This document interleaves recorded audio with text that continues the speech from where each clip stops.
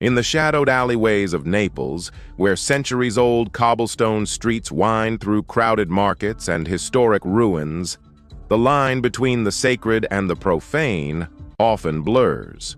Here, among the faded grandeur and turbulent politics, a secretive nexus of influence has quietly persisted for decades.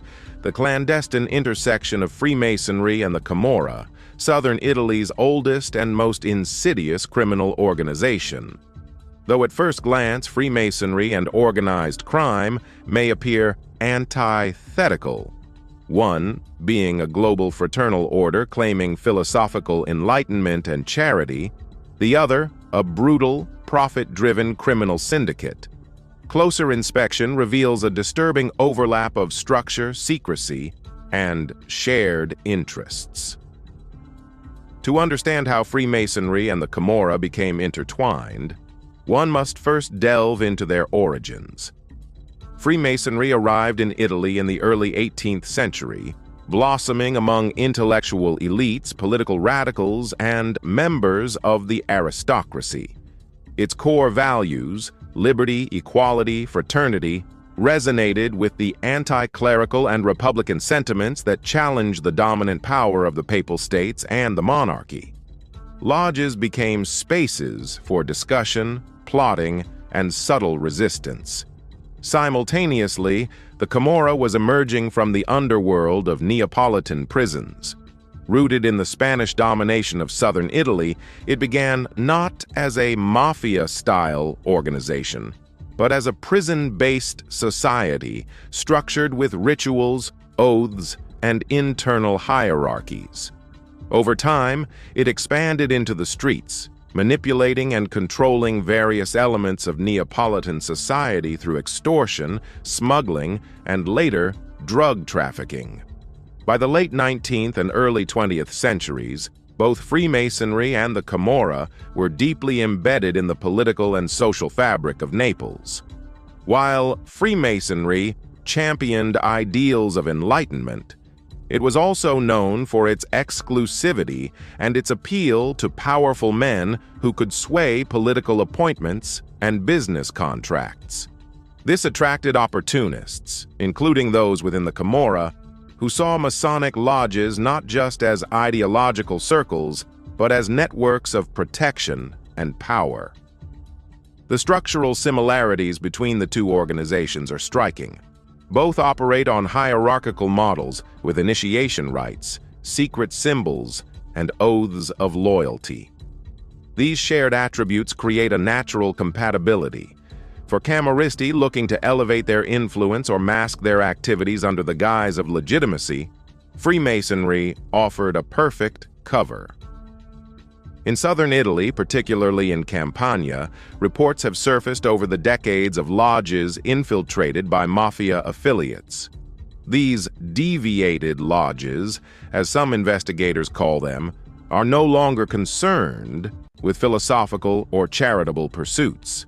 Instead, they function as clandestine boards of directors for criminal enterprises, where decisions about construction contracts, political bribes, and judicial interference are quietly debated and settled. Freemasonry's traditional discretion and resistance to outside oversight compound the problem. While regular, recognized Masonic bodies insist on adherence to ethical principles, Italy's fragmented Masonic landscape, with a multitude of small, unregulated lodges, creates opportunities for manipulation. It is within these gray areas that the Camorra thrives. Several high-profile investigations have brought this hidden nexus into the public eye. In the 1980s and 1990s, anti-mafia magistrates in Naples began uncovering evidence of collusion between local politicians, Camorra bosses, and members of Masonic lodges.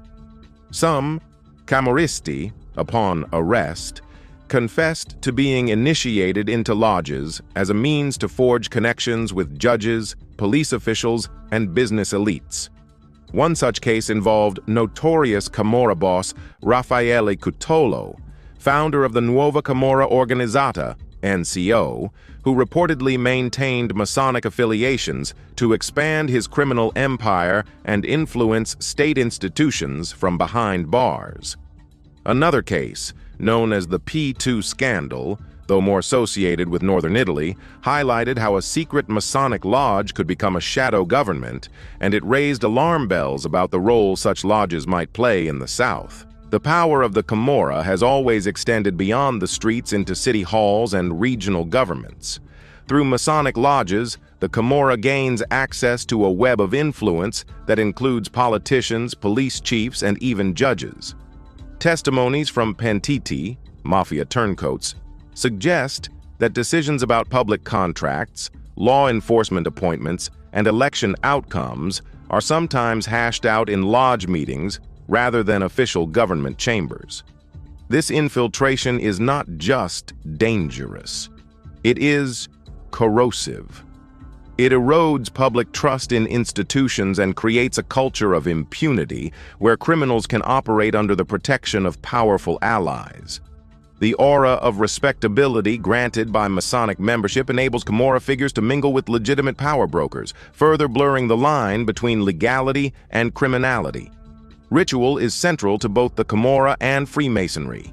For Freemasons, rituals reinforce the philosophical journey from ignorance to enlightenment.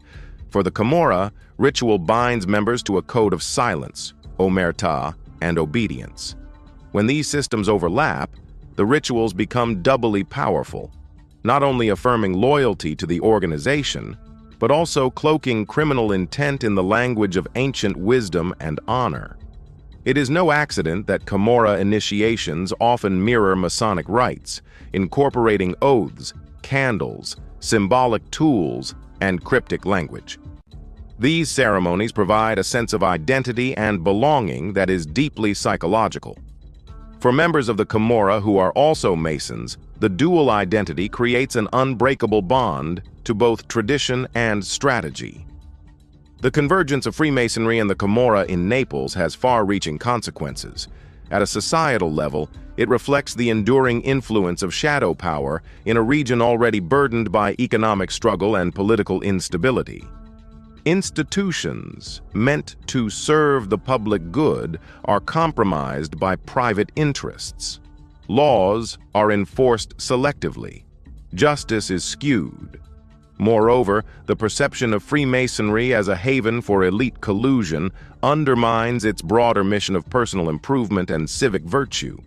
For many Italians, particularly in the South, the image of the Masonic Lodge is tainted by associations with corruption and backroom deals.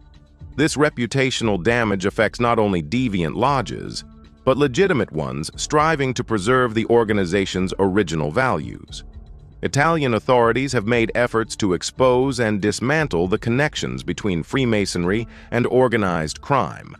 Parliamentary commissions, investigative journalists, and courageous magistrates have shined a spotlight on this murky world.